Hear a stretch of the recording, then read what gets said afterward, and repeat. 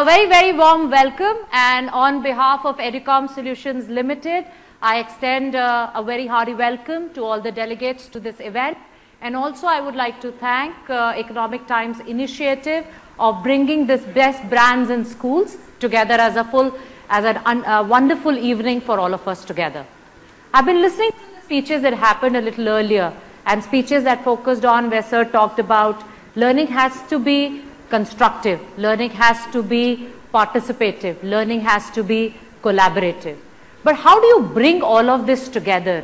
And when you bring this kind of concepts to life, today I want to talk to you about a very special movement that is happening in the society, and that is STEM revolution. STEM, that stands for essentially science, technology, engineering and mathematics, is now a big movement which talks about how can we inculcate right kind of skills in all our children while they learn the concepts of the subjects. Well, globally this movement is actually focusing on merging the curriculums together.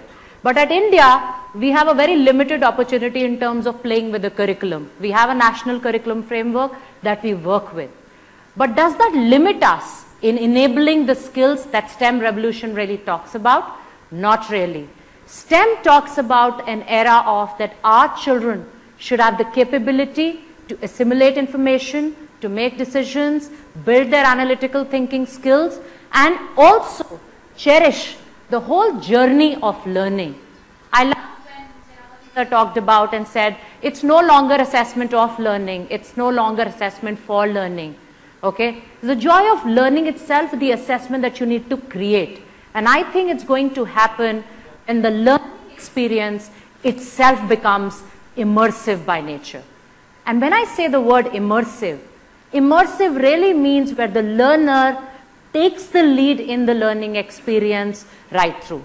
Now these are all words that we've been hearing, 21st century learning skills. We have been talking about how to ensure all these great skills work in education. I'm here to share with you a product known as Smart STEM that is enabling this in schools in the country as we talk about it. Okay. Could we shift?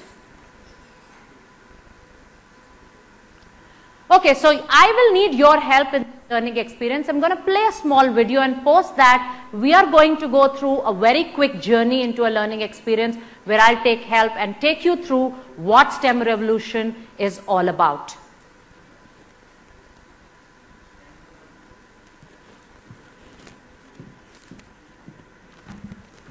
Structure of neuron.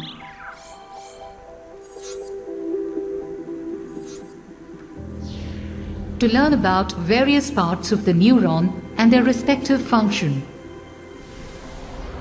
In human beings, brain is the center of the nervous system.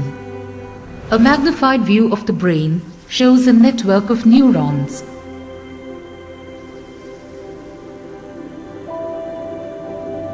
The neurons play a vital role in the transmission of nerve impulses. The other type of cell present is the neuroglial cell, which helps in providing support to the neuron. Let us now study the structure of a neuron. It has three parts: an axon, a cell body, and dendrites. Dendrites are the short, branched cellular extension of the cell body.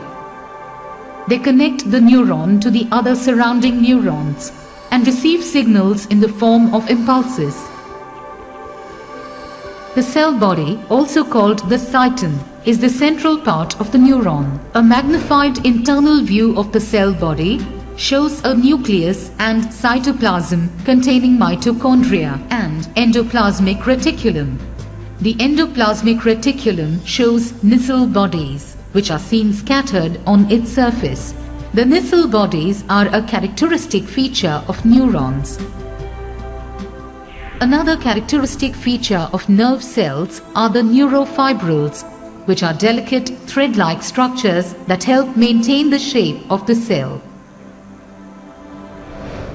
The part of cell body or cyton from where the axon emerges is a cone-shaped structure known as an axon hillock. At the axon hillock, impulses received by the dendrites are accumulated and then transmitted through the axon. The axon is long and helps to transmit neural signals along its length. It is covered intermittently by a fatty substance called the myelin sheath. On the axon, we observe a Schwann cell wrapped around it. The Schwann cells begin to secrete layers of fatty deposit known as myelin.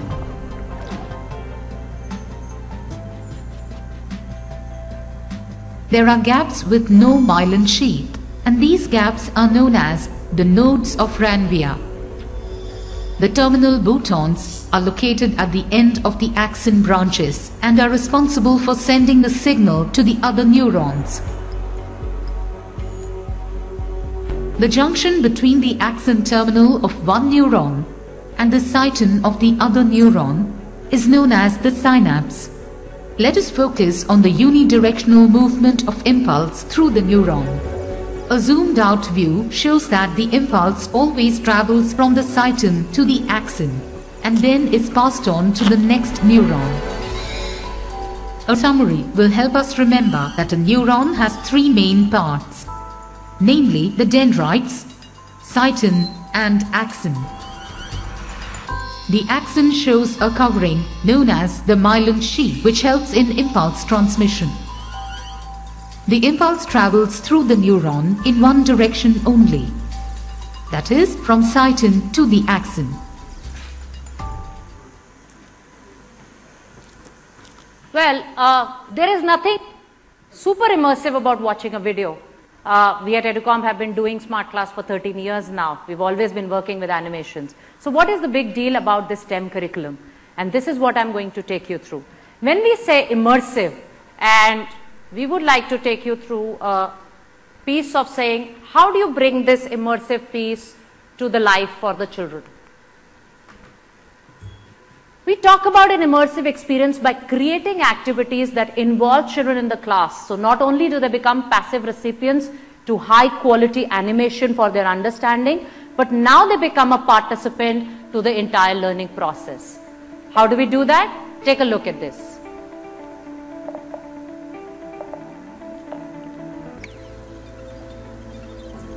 I'm going to take your help in taking us through these 3D simulations. So you have instructions that come in all through the time. So it says, can you identify the cell which is responsible for transferring the various stimuli in the brain? What do you think? Is it this one at the bottom corner? Is it 2? Is it 3? Or is it 4? 4? Okay, so let's just go and click 4. Well, it says let's move on.